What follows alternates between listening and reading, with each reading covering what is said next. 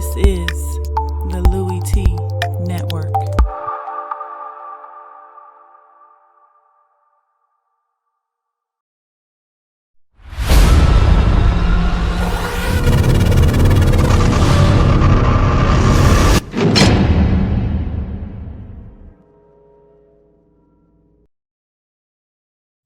Who else could it be?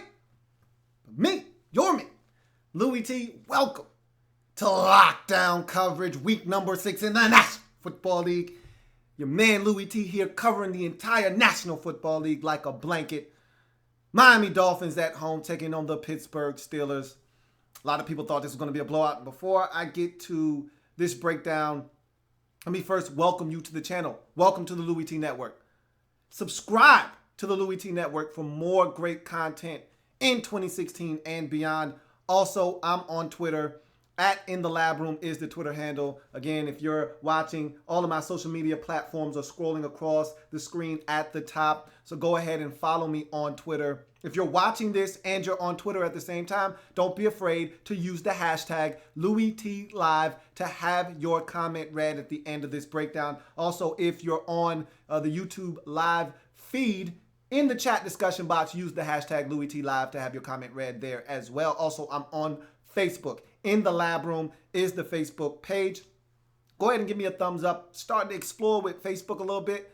It's Facebook Live. I'm just figuring some stuff out. So go ahead, like the Facebook page. There will be some exclusive content there coming down the pipeline potentially. So those are the social media platforms. Like the YouTube, subscribe to the YouTube page.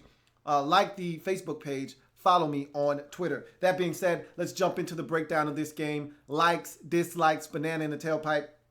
And before I even get to the breakdown, one last thing. Let me first give a huge shout out to my man Captain Spartan04 on YouTube. He's an avid watcher of my channel, huge fan of what he does and his support of my channel. And he gave me a tip. He said, hey, look, man. Hope you know we're going to lose. And he's a huge Pittsburgh Steelers fan. He said, hope you know we're going to lose this week. You need to pick the Dolphins. He gave me a heads up. If he was my bookie, all right, I would have made me some money today. Because no one saw this coming except him and a couple of other Steelers fans who said, hey, I don't like this game against the Dolphins. It's sandwiched in between a big showdown last week with the Patriots coming up next week. Easy to overlook these boys. We're going to lose this game. He told me flat out last week, we're going to lose this game. Do not pick us. And I didn't listen. That's why I love fans. That's why I love fans. Because no one can tell you about your team more so than you can. All right? And I watch every single team around this league, and I watch them closely. But nobody knows their team better than a fan that's been a fan of that team for quite some time. I can watch these games, but I'm not living that team's season day in and day out. I haven't watched the Steelers as close as he has for the last 10, 15, maybe even 20 years, depending on how long he's been watching the Steelers play football. In any event, he knew that his team was due for a letdown this week. And that's what fans can bring to the table. That's the value that they add to this channel. That's why I always love your support and your voice, because you can warn me of things like this that potentially could be coming down the pipeline. And he did, and I didn't take heed. I didn't listen. Big shout out to Captain Spartan for being Nostradamus and calling this before it happened. That being said, I know he hates that he was right because his team went down. Let's talk about this game. Lights for the Steelers in the first half of this game. The hit on Devontae Parker in the end zone by Mike Mitchell. Now, he would get injured on that same play. Would come back later in the second quarter, but he got injured on the play, but he dislodged the football in the end zone. Should have been a touchdown. Devontae Parker couldn't hold on to the ball. And the theme of the day, early on, and I thought it was going to cost them, Dolphins having to settle for field goals. They would settle for a field goal on this drive after the hit by Mike Mitchell. DHB's 60-yard run. I've told Steelers fans this before. I hate to be the bearer of bad news. Every time he scores a touchdown, it's bad for you or it's bad for the other team. Now, normally, if he catches a touchdown, that means the other team's going to lose.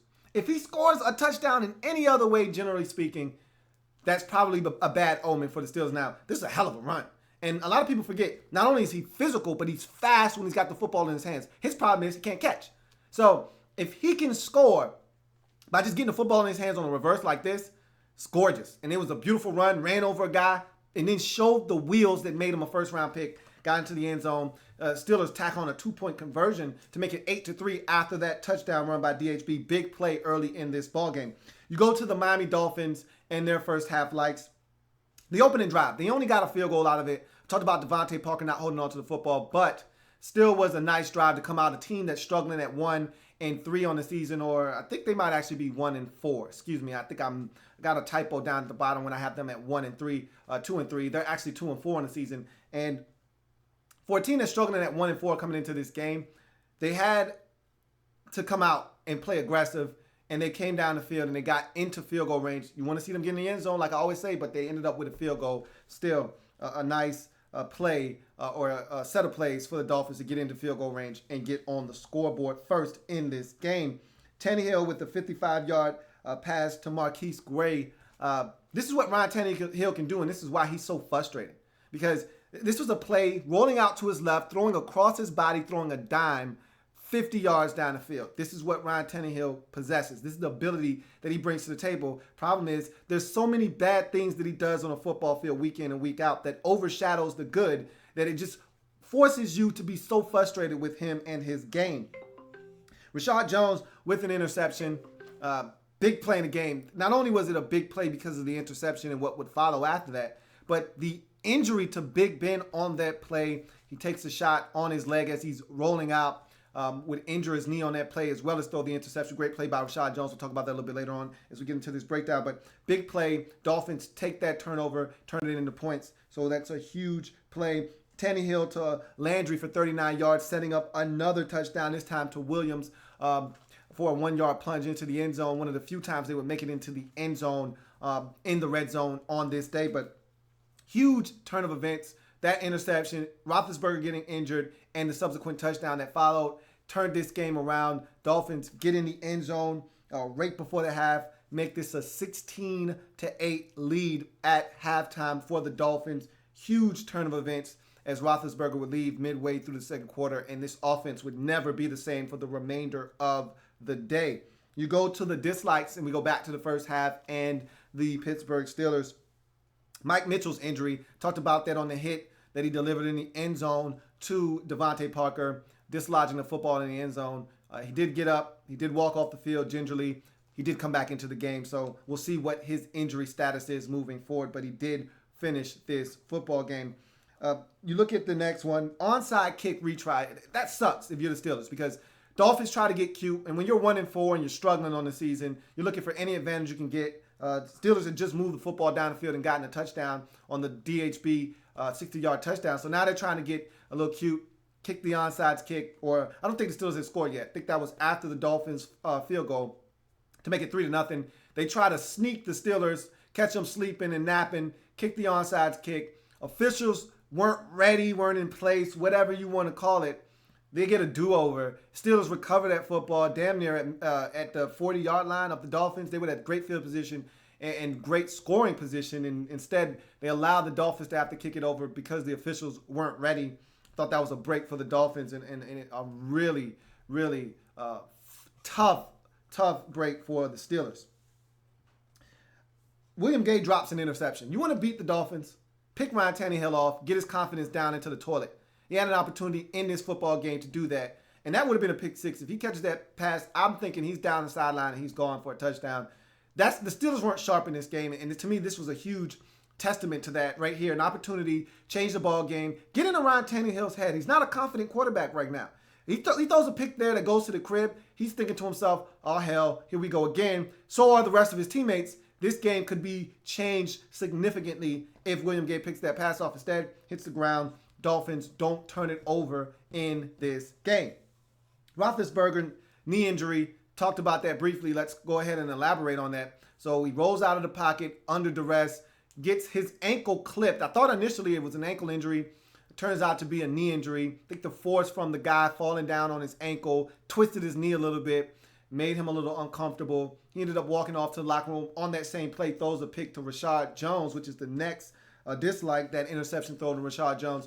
But the bigger news there was the injury to Roethlisberger. It was only a matter of time. This guy can't stay healthy for a full 16 games. Now, he may not miss any games, but he wasn't himself after this injury. When he came back, he was sloppy. He couldn't move, had limited to no mobility in the pocket. The Dolphins knew that. They teed off of him. They threw him on the ground repeatedly. His passes were sailing. He wasn't sharp. He wasn't the same guy after the injury. So you might as well say he wasn't there after this injury because it impacted the way he played the position the remainder of the game.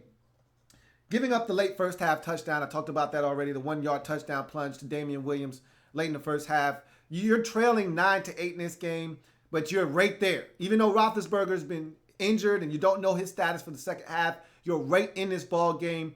If you can find a way to only give up another field goal, you can be right there, only down 12-8. Instead, you give up a touchdown, allows the Dolphins to double you up going into the halftime break, 16-8. And I thought that was a touchdown that the Steelers never would really recover from. And I wasn't sure what Ben would be in the second half. And after I saw him on that first possession, I quickly understood that the Steelers were in a world of trouble in this game. Let's go to the Dolphins in their first half dislikes. Personal foul penalty on Jason Jones. The next play is a DHB 60-yard touchdown. This is what happens to bad football teams. This is how you lose games. They were going to have to punt 3rd and long. This possession's over. They're going to have to punt the football. Jason Jones with a late hit of Ben Roethlisberger turns into a personal foul penalty that the very next play turns into a 60-yard DHB touchdown run. And you go from up 3-0, getting the football back, to down 8-3 in this ball game after the 2-point conversion. Again, that's what happens when you're a bad football team. You do dumb things that cost you points and momentum in football games. Luckily enough for them, they were able to overcome this blunder. Illegal substitution on a touchdown, and Dominique Jones had to settle for a field goal again. This is what bad teams do. Okay, you got a touchdown, and I thought he was open initially, and Tannehill just missed him. Just flat out didn't throw the football. I didn't know what he was waiting on. He rolls, buys more time, finds Dominique Jones eventually in the back of the end zone. Made what I thought was an easier throw, even tougher, but it still got done. But in all of that, you get an illegal substitution. I don't know if it was the right call or not. I saw head coach Adam Gase showing the officials a picture, I'm presuming, of his guy checking in with the official to make sure that he was known to be eligible. I don't know what the situation was at the end of the day. It took 7 points off the board and exchanged it for 3. Again, that's what bad teams do. Jawan James with 3 penalties in the first half. He was killing this Dolphins offense. Can't have those types of mistakes, especially when you're 1-4 and searching for a W. These types of mistakes kill you. He was horrible in that first half in terms of penalties. Settling for field goals in the red zone is my final dislike with this Dolphins team in the first half. Look, man, you want to win games in this league, you got to score touchdowns. Early in this game, they kept getting down the field and couldn't get in the end zone and finish off the drive. Instead of them being up big, they dominated the first half. Especially after the Roethlisberger injury, they dominated this first half, yet they had nothing to show for it until that late first half touchdown. And notice I said touchdown. Up until then, they had 3 field goals that they had to settle for. 2 of those coming in the red zone. You have to be better if you're the Dolphins. You got to get in the end zone. That could have come back to bite them in this game. Luckily enough, like I said earlier, it did not. They were able to continue to play the defense that allowed them to take this lead and ultimately run away with this football game late. You go to the second half likes, you go back to the Steelers, and the only like is the blocked field goal on the first possession of the third quarter by Daniel McCullers. You thought maybe there was some life there. If that ball could have stayed in bounds, potentially could have been scooped up and scored, but it trickled out of bounds. And they needed that to stay in bounds to scoop and score potentially because they had nothing going offensively. Again, we didn't know what Ben was going to be in the second half. Turned out to be a lot of nothing in the second half. And so that could have been a huge turning point in this game. It trickled out of bounds, but it still took 3 points off the scoreboard. Big play by Daniel McCullers early in the second half. You go to the Dolphins in their second half likes. Great opening drive, but they had to settle for another field goal. So you move it down the field, much like the first drive of the game. You move it down the field in impressive fashion. Got to settle for another field goal. This one gets blocked, so you get nothing out of this. This could have really turned the game. Luckily enough for you, like I said, Ben Roethlisberger dealing with an injury, defense playing well. It turned out to not come into play at the end of this ball game. The interception by Issa Abdul-Quddus, huge play, leads to a touchdown, and that was a huge play in the game. Gave the Dolphins a 23-8 cushion. Now you kind of felt comfortable if you're the Dolphins. No lead is safe when you're a bad football team, but you felt comfortable after that turn of events. And that, to me, was the nail in the coffin in terms of what was going to happen with this Steelers team on this day. I knew Ben didn't have his fastball anymore. He was in trouble, and this offense was going to be in trouble. Nice play by, and this was a bad decision, bad throw, all of that good stuff, okay? All of it was bad on this play. The receiver was blanketed by 3 defenders. There was no chance of him catching this football. I don't even know what Ben was looking at, nor was he targeting on this play. Easy interception for Isa. Abdul Kudus turns into a touchdown for the Dolphins a few plays later. Jay Ajayi is on my good list, and really, he was great. He was on my likes list. Tremendous game. 3rd best rushing performance in Dolphins history. 25 rushes, 200 and some change. I think something like 205 yards on the ground. That huge run at the end of the game really inflated his numbers, but he had a tremendous day. If you take away that touchdown run at the end, he still gutted the Steelers in this game. He still caught it out of the backfield effectively. He still was a one-man wrecking crew in this game. I thought this was by far his best performance of his career. And maybe this is a sign of things to come for him, because I loved him coming out of Boise, but the big knock on him was injuries. Could he stay healthy? That has marred his career up until this point. This is a big game for him. Maybe the J train has finally arrived in Miami. We'll see. This was an emphatic performance by him on a big stage against one of the best teams in the AFC. He went out and had himself a whale of a ball game. Also, Ryan Tannehill's on my good list, on my likes list. And look, he didn't throw any touchdown passes, 24-32 for 252. But you know what the biggest stat is in this game for him? It's the one that doesn't exist. No interceptions. If he can stay clean, this team has a shot. Now, I'm not buying what they're selling because they're so inconsistent. They'll give you this type of defensive performance, and in the next 3 weeks, you won't see the defense show up at all. So I don't know what to make of this. As a matter of fact, let's get to the Dolphins and their dislikes. But the Pittsburgh Steelers and their dislikes in the second half. But the Dolphins got some great play out of Tannehill. A couple of throws on the run, down the field. One I talked about to Marquise Gray, and the other to Landry for 39 yards that set up a touchdown at the end of the first half. These are the plays that we know he's capable of. Problem is, you don't see this enough from him. You see more mistakes than you do these types of plays, which we know he is more than capable of.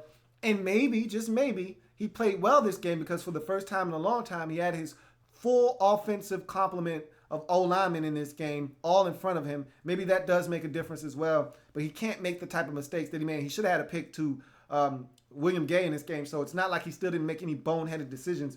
He's got to eliminate those from his game if he wants this team to take that step forward.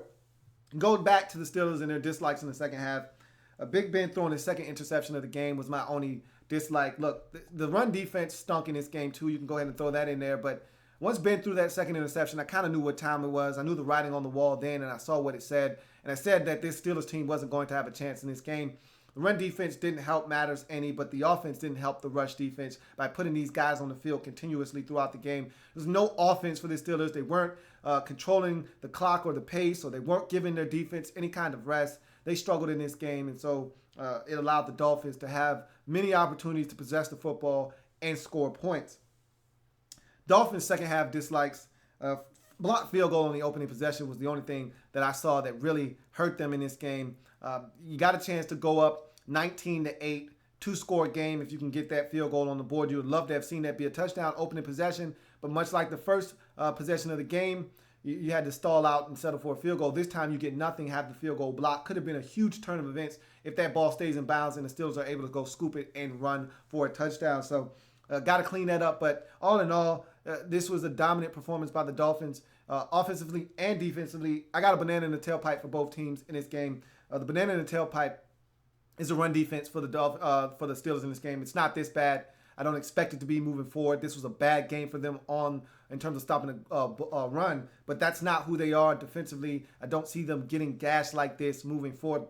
And the banana in the tailpipe for the Dolphins is, I'm not buying that this team can do this moving forward consistently. They're going to do this. This is why I talked to Dolphins fans about them saying that they were ready to tank. You're not going to be able to tank. You have too much talent on this football team. You're going to win games you don't have any business winning, like this game. You're going to end up 7-9, 6-10, 7-9, possibly 8-8. I doubt that because you're not consistent enough to win 8 games with the start that you've had to this season. But you're going to win 7 games, 6 games, which is going to put you in a position where you're drafting 11th or 9th or 13th in the draft, like you are every year. And you're not going to be able to get any elite players. You're going to get a good first-round pick, but you're not going to get an elite player. This is what this Miami Dolphins team is. They play this well this week. I expect them to fall flat on their face the next time they take the field because that's the type of football team that they have. Guys that don't perform each and every single week. Guys that don't give you maximum effort each and every single week. So I'm not falling for the banana in the tailpipe that this Dolphins team can all of a sudden turn it around. They're not a good football team. They're inconsistent, and you'll probably see that as soon as next week. But big win for them nonetheless, 30-15. Go to 2-4 in the season. For the second time this year, Steelers have an ugly, ugly road loss against a team they have no business losing to. Maybe the Eagles are a lot better than we thought at the time, but we didn't know that until that game. Steelers have to play better on the road, and they have to rise to the level of the competition, or in this case, play above it. This is a bad Dolphins team, and you played down to their level of competition and allowed yourself to lose the game you had no business losing. The biggest takeaway from this game for the Steelers is the health of Ben Roethlisberger. We don't know what that's going to be. We don't know what his status for next week's huge matchup and showdown versus the New England Patriots is, because that game, for all intents and purposes, could be for home field advantage throughout the AFC playoffs. You cannot afford to lose that football game. You need all hands on deck. And right now, Ben Roethlisberger is a huge question mark going into that football game. Let's get to some of your comments. Let's check Twitter first to see if there are any comments on Twitter before we get to all of your comments on YouTube. No comments there. So let's go to your comments here on YouTube, and let's see what you guys have to say. BE says, man, 6-4, these late games need to fall in my favor. It's been a good week so far, and it's been pretty easy to predict. But games always come down in a wire. You can never really tell. So we'll see what happens in the second half of these games. Sean Mack says, what up, Lou? Been a bad day so far. Make me laugh, bro. Hey, I didn't have anything to make you laugh about in this game, man. I thought it was just two teams going out and one team falling flat on their face, the other team showing up and getting a well-needed W. Adrian Hernandez says, did you like that three-headed monster in Washington? That I did. I got a Redskins rapid react coming down the pipeline a little bit later on. Captain Spartan 04 says, I tried to warn everyone. LOL. That you did, and I gave a nice little soliloquy early on, and a salute to you early on in this breakdown, because you told us, you warned us, you gave us the outcome of this game before it happened, and we didn't listen. Can't wait to beat the Patriots. LOL. Gosh, I love my Steelers. Hopefully that will be the case next week. We'll see if they can bounce back. Going to be a lot riding on the left knee of Ben Roethlisberger, I'll tell you that much. B says, and Dak finally throws an INT. Can't wait to get back to that game. Got it on pause on DVR. DVR is such a great invention, I swear. Adrian Hernandez says, VD is no Jay Reed, but he is not done making plays in the NFL. That is a fact. Sean Mack says, anything can happen on any given Sunday. That, again, is a fact. We see that each and every single week in the National Football League. Marquismo says, I told you DHB wasn't that bad. I told you he can't catch. He didn't have to catch the football. All he had to do was run in a straight line. He's physical when he gets the football in his hands. Nobody's taking that away from him. His problem is he can't catch. But he didn't have to catch. All he had to do was take a handoff and run. Run really fast, and that he can do. Sean Mack says, congratulations on over 5K subscribers, man. You're at 5,014 as of me typing this. Love your channel. So much interaction with us. Makes game day so much fun, bro. I appreciate that, man. It's been a long time coming. I'm excited to be there, but I'm so far away from where I really want to be. And so the journey is only beginning, and I thank you guys for making that possible. Captain Spartan 04 says, in case you're wondering how we'll beat the Patriots will struggle with no-name guys, so they'll struggle with Darius Green. Hopefully he's back and making an impact by then. Adrian Hernandez says, congrats on your 5,000s. You should have your own show, to be honest. Hey, man, I appreciate that. I really, really do. I actually do have my own show, man. It's right here on YouTube. And you guys tune in every week and make it possible. So I thank you guys again for that. And with that being said, those are all of your comments. So thank you for joining me on this breakdown of Dolphins hosting the Pittsburgh Steelers. Dolphins get their second win of the season. Meanwhile, Steelers drop their second game of the season. We'll see how these teams react to this game. Do the Dolphins continue the momentum they built in this game, or do they go and piss it away like they normally do? And do the Steelers bounce back? Got a huge matchup. No time to sulk. Huge matchup next week versus the New England Patriots. Again, a lot riding on that game. I think you could easily be talking about the winner of this game winning the AFC conference as a whole. If it happens in the National Football League, whether big or small, we cover it all here on Lockdown Coverage. Come back and continue to join me. I thank you for all of your participation in the comment section and you guys out there watching at home. I will see you in the 7:30 hour as I will be breaking down Packers and Cowboys. Also have a Redskins Rapid React and R3 coming down the pipeline over their big win at home, 4th in a row over the Philadelphia Eagles. I will see you then. Remember, we're changing the game one live feed at a time. I will see you later on. Have a good one.